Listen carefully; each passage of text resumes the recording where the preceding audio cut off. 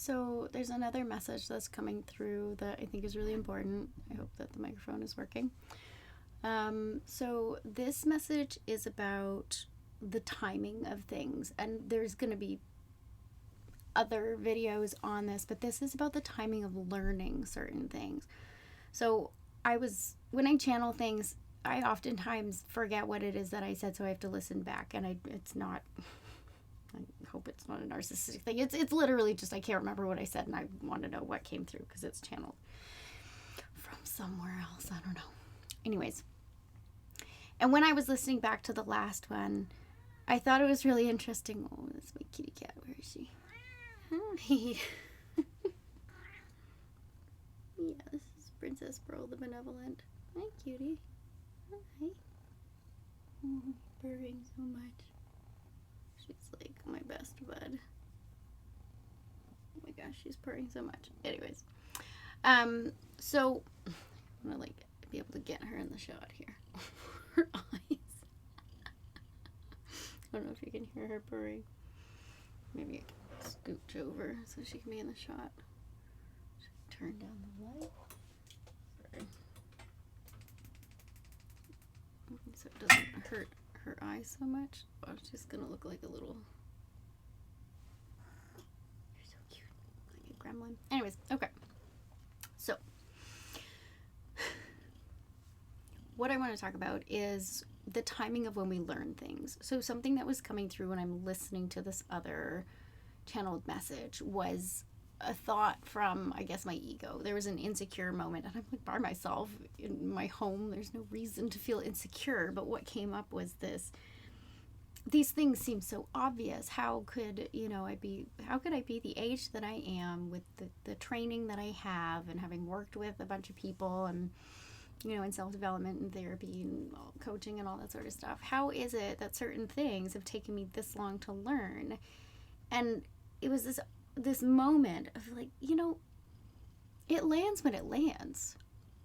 I like to use the example, and my poor mother, she's an amazing woman, my mom.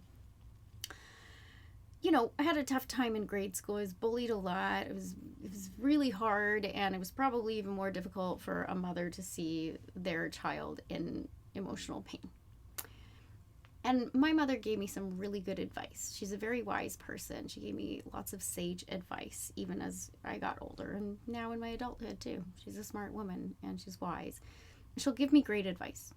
And one of the things that I think has probably frustrated her the most in her life is when I would not listen to her excellent advice. And then I would have a situation where maybe I heard someone, talking to a stranger at the bus stop, and they tell me something, and I go home and I say, Mom, I just heard the most incredible advice. I was talking to this person and they told me whatever the advice was, and she just throws her hands up in the air and she goes, oh my goodness, I have told you that 1,000 times. This is what was coming up. It was this feeling of, I feel bad, I feel embarrassed for whatever reason, because I've been told this a million times. I should learn this. I should have known this by now. I have been aware of this information. It's common knowledge. But there are tons of things that are common knowledge that are not integrated by the vast majority of people on this planet. That's so important. And giving yourself the compassion for the timing of, not just the timing of your life, the way that things unfold, which, like, trust me, I've been on a divine detour that has lasted for years. I mean, if you're one of my chronic illness or injury or disability homies, you know what I'm talking about.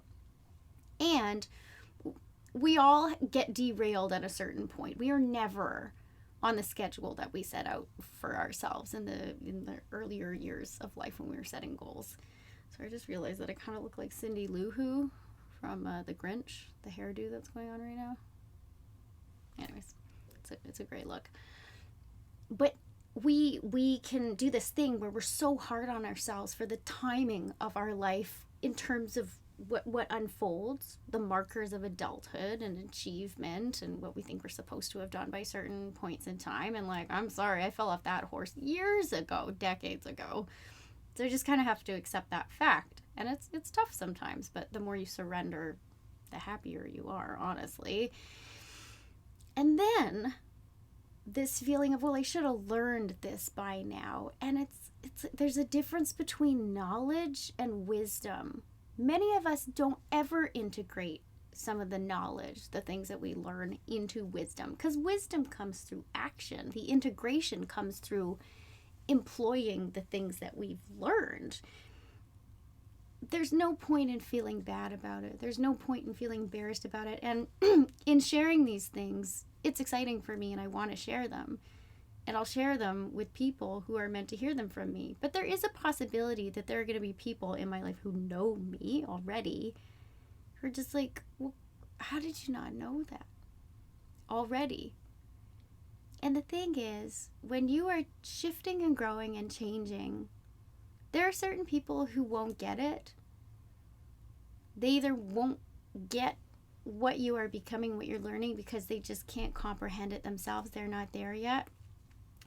Or they'll look at you and go, how did you not already know that? Because they've already integrated that a long time ago.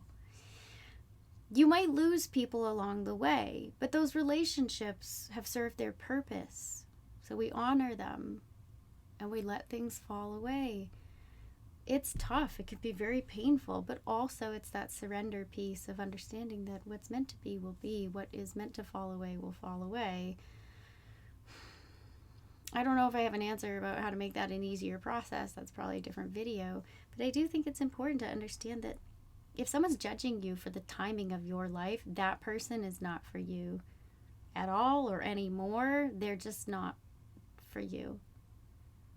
We want to be surrounded by people who care about us, or at minimum respect us. And you can't make somebody respect you, but you can respect yourself by choosing who you stick around. Like sometimes relationships end because you've decided you don't want to be a part of those relationships anymore. That's also an option.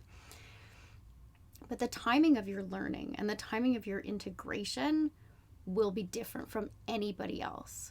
And it can be one of those situations where you can hear good advice for years, and then that stuff just doesn't land until years later because that was just the timing, or you heard it from somebody else, a different source, or you were in a different place in your life, so you were finally energetically or consciously open to receive that information, or you kind of got it before but now you really get it now because it had a practical application to your current situation, whereas before it was just conceptual. So in listening to this other video, listening back to it, I had the moment of being like, that seems pretty obvious.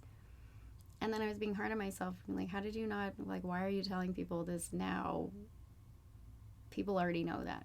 But the reality is that there are going to be folks out there who need you to share your knowledge with your voice because they could have heard it a million times from other people, but for some reason it lands when it comes from you. Share your knowledge, share your wisdom. Just keep loving yourself fiercely, being compassionate with yourself fiercely. You are the person who's got to be in your own corner. Like, you are the cheerleader. Other people can cheer for you, but they're not always there. You're stuck with yourself. So learn how to do that. It's a process. Very essential. But it happens when it happens. The timing is right. When the timing is right, you hear it from a different person or in a different context, or at a point in your life when you were actually open to that information, it just hits different. You couldn't understand it before. It's all happening when it's meant to happen. And I just think that's really important to recognize. So the invitation is always to give yourself self-compassion. And just so you know, self-compassion is not a cop-out. I used to think that self-compassion was this booby prize, this cop-out, when what I really should have been doing is doing things correctly or pushing harder, or, you know, that somehow being ashamed of myself was a recognition of, you know, that I should have done better. Self-compassion is so much more empowering. It's just giving yourself, it's not necessarily cutting slack, or cutting yourself some slack is different from slacking off. Let's make that differentiation. Cutting yourself some slack through self-compassion is not the same as slacking off. Giving yourself compassion is not going to lead to complacency if you don't let it. It's the same as like allowing yourself to rest. Rest isn't laziness. These are the things that we do because we love ourselves and we want to nurture ourselves, and they are also in service to the forward movement. It's like giving yourself a little bit of pause, giving yourself that nurturing that you need in that moment, because that's going to be the thing that ultimately gets you going in the right direction and keeps you moving. Being compassionate with yourself, understanding that it's happening when it's meant to happen, and if you needed to hear it from someone, maybe even yourself, who knows, years later than the first time you heard it, that is okay. It's okay. You integrate things on your own time. And a lot of times that's kind of out of your control.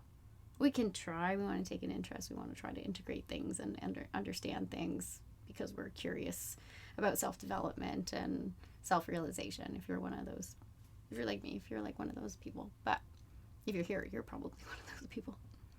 But just be nice to yourself. Being mean to yourself, I don't think has ever been a sustainable means of motivation. It might temporarily be like the boot camp strategy to push you through in short, very intense spurts to get forward movement. But in terms of sustainability, your momentum is maintained through taking a much more balanced approach, and that involves self-compassion and kindness and patience, which is tough sometimes. Anyways, I hope this is helpful to you. Sending you so much love. I'll see you soon.